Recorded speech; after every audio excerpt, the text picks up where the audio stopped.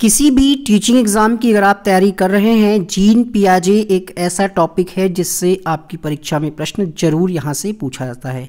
अगर हम बात करें सीटेट और एमपीटेट की तो लगभग 5 प्रश्न एक पेपर में जीन पियाजे से पूछे जाते हैं, अलग अलग विषयों में पूछे जाते हैं। बट यहाँ पर हम आज आपको जीन पियाजे की अवस्थाओं की बात नहीं करेंगे।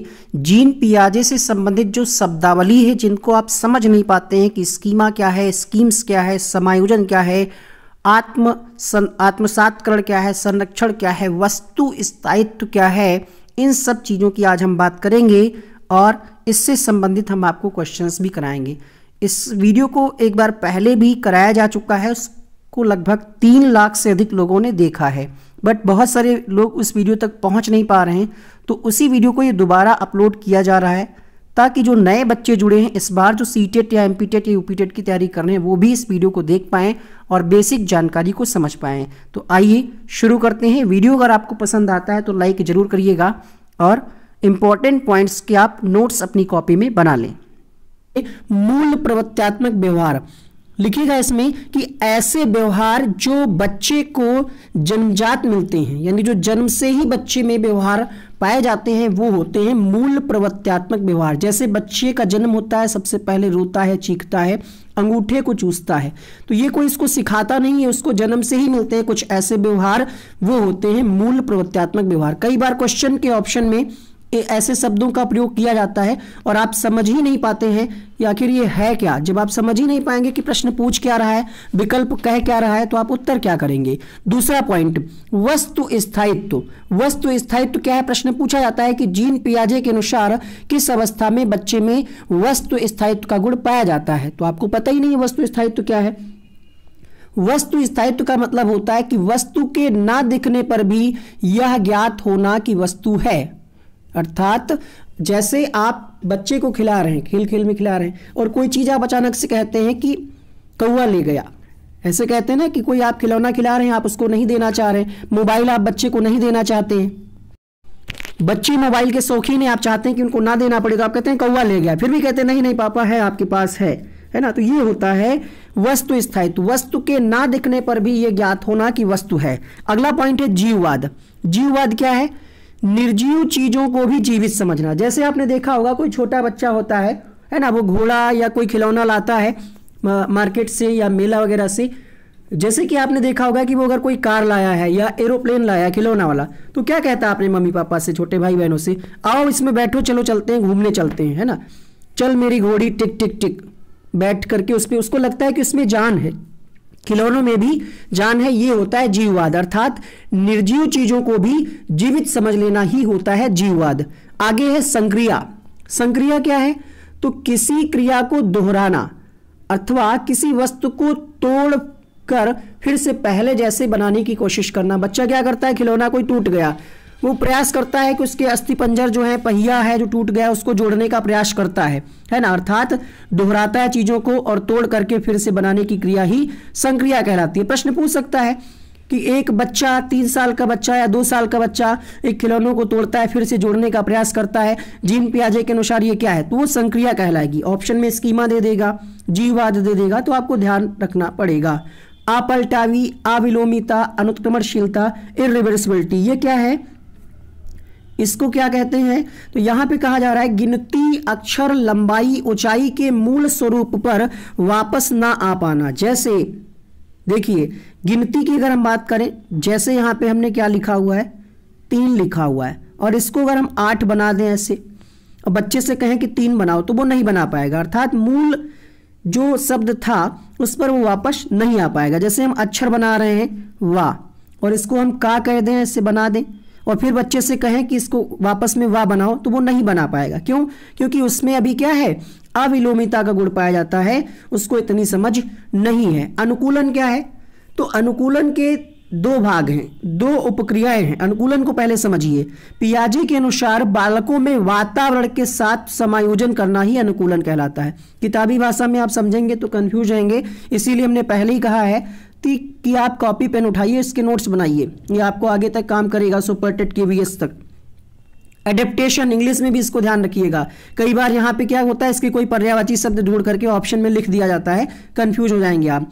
तो पियाजे के अनुसार बालकों में वातावरण के साथ समायोजन करना ही क्या होता है, अनुकूलन कहलाता है। इसके दो पार्ट हैं, आत्मसात्करण और समायोजन। आत्मसात्करण क्या है, तो यह एक ऐसी प्रक्रिया है जिसमें बालक समस्या के समाधान के लिए वास्तविकता से सामंजस्य करने के लिए पूर्व सीखी गई योजना का मानसिक प्रक्रियाओं का सहारा लेता है। जैसे आपने कभी कोई पहले कोई क्रिया की है और फिर आपके सामने वही कोई दोबारा समस्या रिपीट होती है, तो आप जैसे एक एग्जांपल से समझिए, जैसे आपके सामने कभी ऐसा हुआ हो कि कोई बर्तन या मोमबत्ती जल रही हो और आपने उसको छू लिया हो, है ना, तो आप जब दोबारा उसी क्रिया को दोहराएंगे तो आपको लगेगा कि अगर हम इसको छुएंगे तो जल जाएंगे। ये होता है आत्मसात्करण। दूसरे शब्दों में समझिएगा, यहां पे जो क्वेश्चन पूछे जाते हैं इस पैटर्न से कम पूछे जाते हैं। आत्मसात्करण क्या है, स्कीमा में नई जानकारी को जोड़ना ही आत्मसात्करण है। लिखिएगा,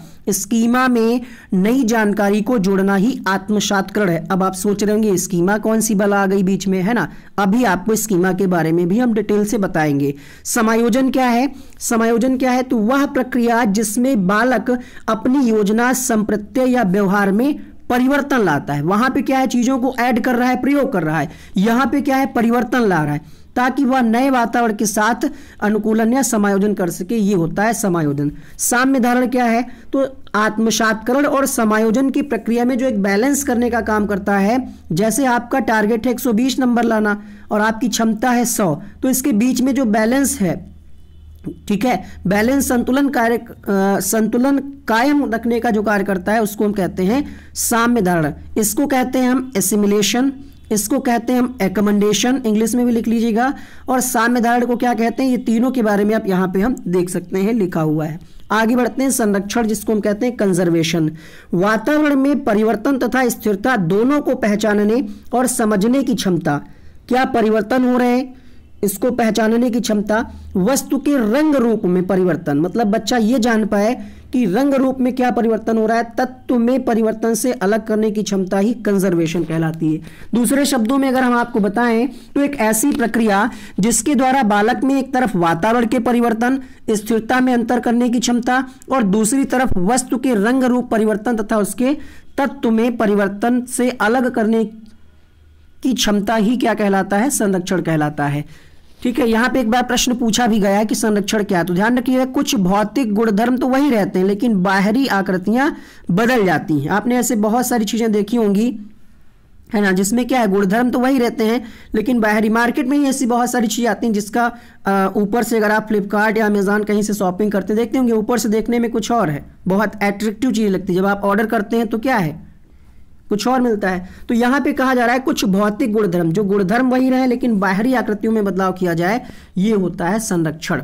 संरक्षण का अभाव क्या है, मूल आकृति में थोड़ा सा परिवर्तन कर देने पर पुरानी आकृति को भूल जाना, ये होता है संरक्षण का अभाव। संरक्षण क्या है, कुछ भौतिक गुणधर्म तो वही रहेंगे लेकिन आकृतियां बदल जाएंगी। अब बच्चे में अगर अभाव होगा और अगर आप आकृतियों को बदल देंगे तो क्या होगा, वो पुरानी आकृति को भूल जाएगा, ये होता है संरक्षण का अभाव। जब संरक्षण का अभाव होगा तो पुरानी आकृतियों को बच्चा भूल जाएगा, ये होता है संरक्षण का अभाव। यहाँ पे दो प्रश्न आपको और ध्यान रखने, बहुत ही ज्यादा इंपॉर्टेंट हैं, बहुत ही शॉर्ट वीडियो में आपको ये सब उपलब्ध कराया जा रहा है।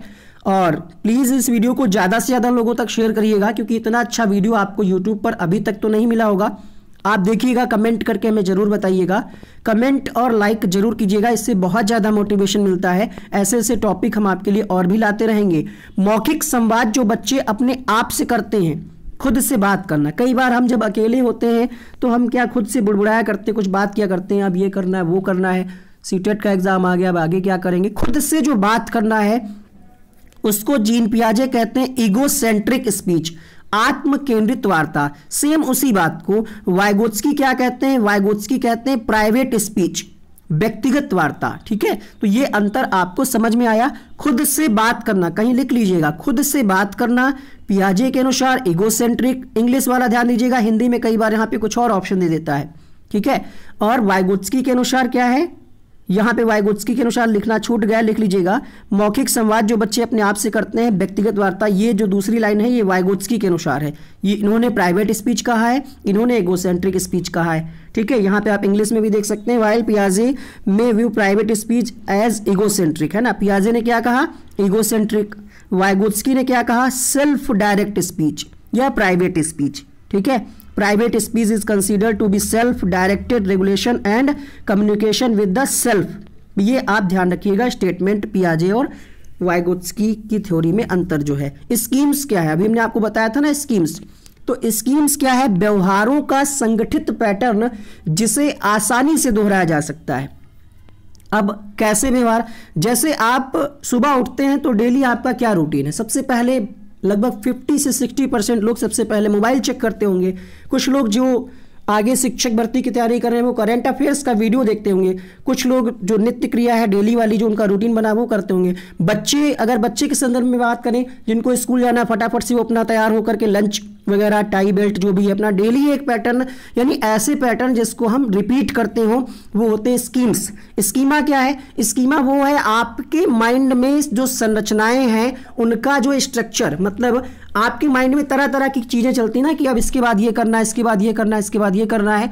तो ये जो स्ट्रक्चर है हम ये कह सकते हैं set of knowledge, structure of knowledge जो आपके माइंड में है वो स्कीमा है। किताबी भाषा में अगर आप जानना चाहें तो यहाँ पे पढ़ सकते हैं। एक ऐसी मानसिक संरचना है जिसका सामान्यीकरण किया जा सके। स्कीमा इस तरह से मानसिक क्रिया तथा संज्ञानात्मक संरचना से काफी संबंधित है। समझ में आया नहीं आया?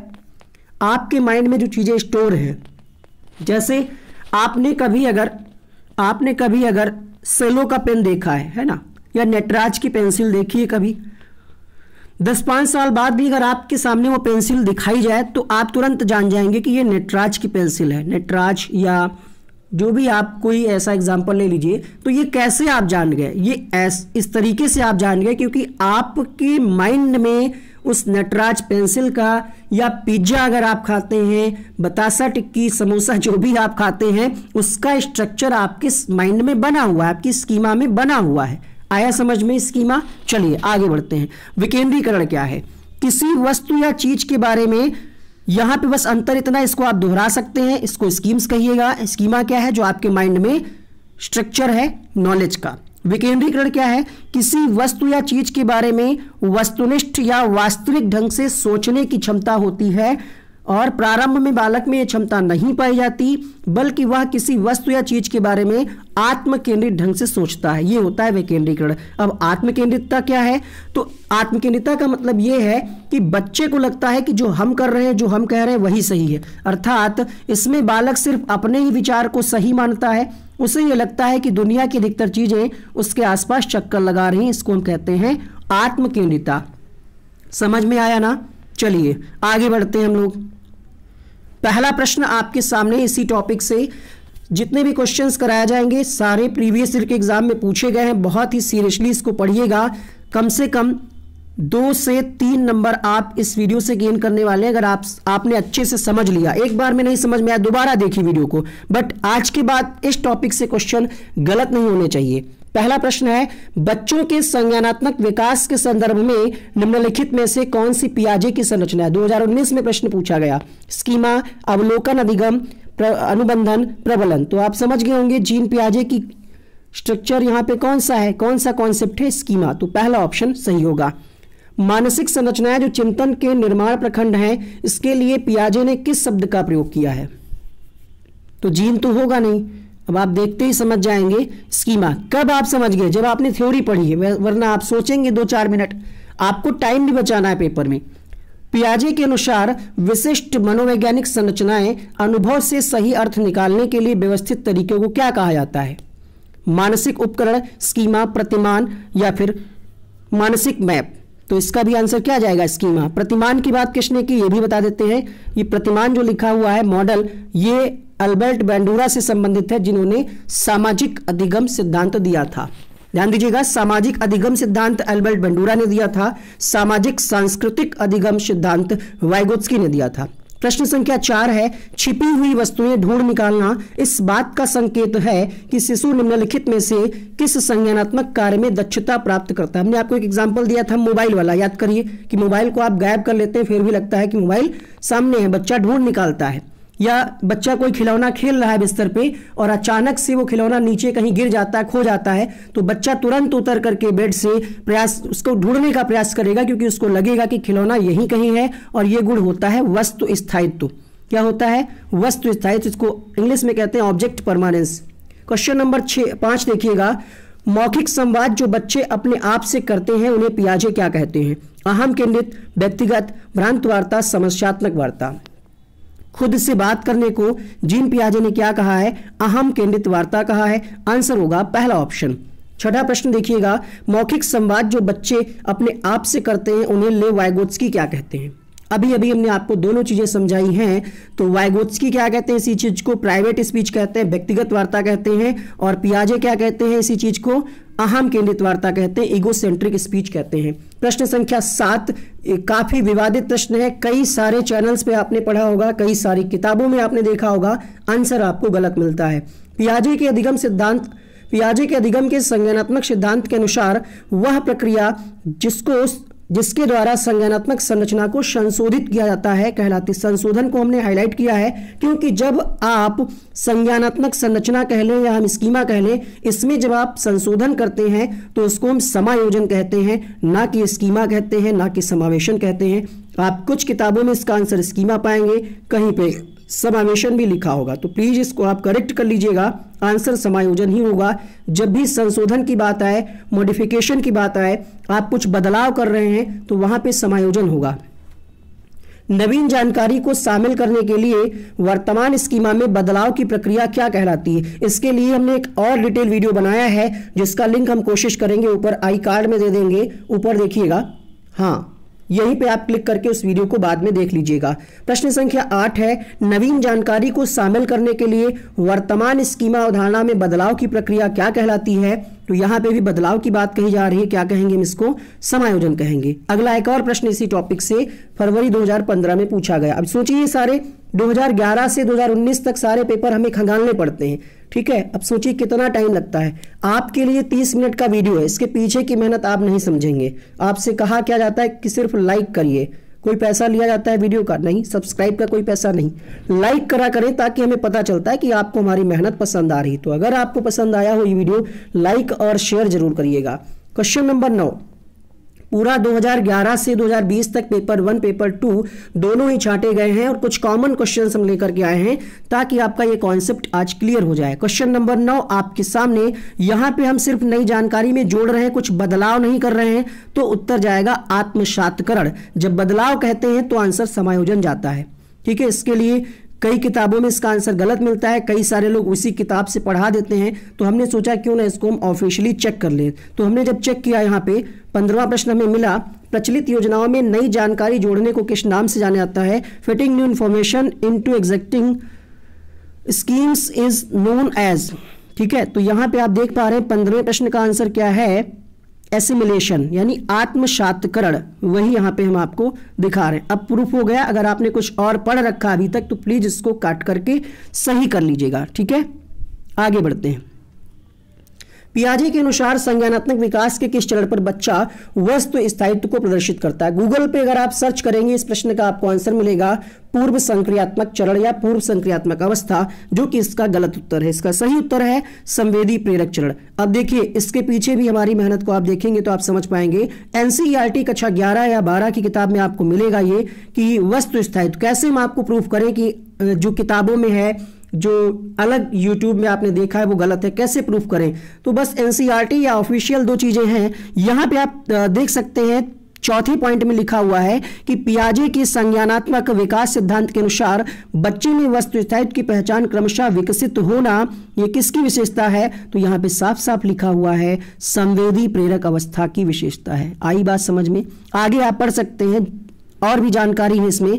पूर्व संक्रियात्मक अवस्था के चिंतन में कुछ कमियां जैसे केंद्रीकरण, अप्रतिक्रमणशीलता, अहम केंद्रितावाद पाई जाती। तो ये किसकी विशेषता है? ये आगे की जो लाइन है ये पूर्व संक्रियात्मक की विशेषता है। हो सकता है यहां से अगली बार प्रश्न पूछ लिया जाए। आप सब लोग क्या करें, इसका स्क्रीनशॉट ले लें और इसको अपनी कॉपी में जितने भी पॉइंट्स लिखे हुए हैं नोट करें, ठीक है। जैसे यहाँ पे आपसे पूछा जाता है कि सिरा पदाभिमुख सिद्धांत क्या कहता है, तो आप देख सकते हैं सिरा पदाभिमुख, समीप दूरस्थ, ये सब लिखा हुआ है। ये सब आपकी परीक्षा के लिए बिल्कुल रामबाण है।